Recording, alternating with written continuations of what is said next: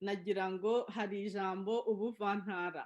Ubuvantara byanteye amatsiko cyane, nkomeza no gukora ubushakashatsi ndeba, ariko ubuvantara nk'uko nabibonye kenshi ni ijambo ryazanywe cyane mu Rwanda n'abahanuzi barimo ba Nyirabiyoro, barimo na Magayane. Ni ijambo bahurijeho, aho Magayane we yagize ati, yabwiraga Habyarimana anakoresha ijambo, yagize ati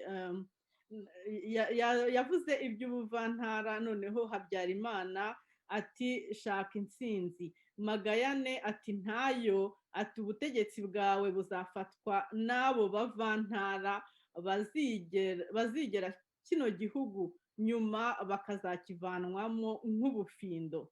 Magayane yabisubiyemo inshuro eshatu ati aba bavantara baturutse i Bugande bazafata kino gihugu nta kabuza, atariko bararye barimenge kuko bazakibavanamo kandi nabi. Rero aya ni amagambo yavuzwe na Magayane, akaba hari n'andi yavuzwe na Nyirabiyoro.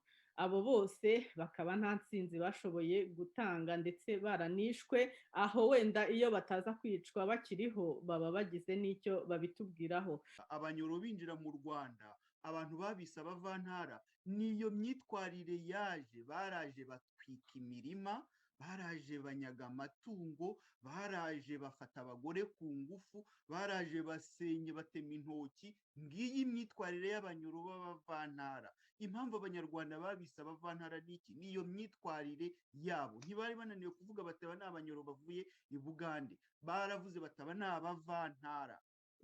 Ijambo mwavuze mu minsi ishize muvuga ukuntu abavantara barangwa n'agasuzuguro no kumva ko abandi bantu nta gaciro bafite. Ikibazo cya mbere, ijambo abavantara rikomeje kuvugisha abantu byinshi.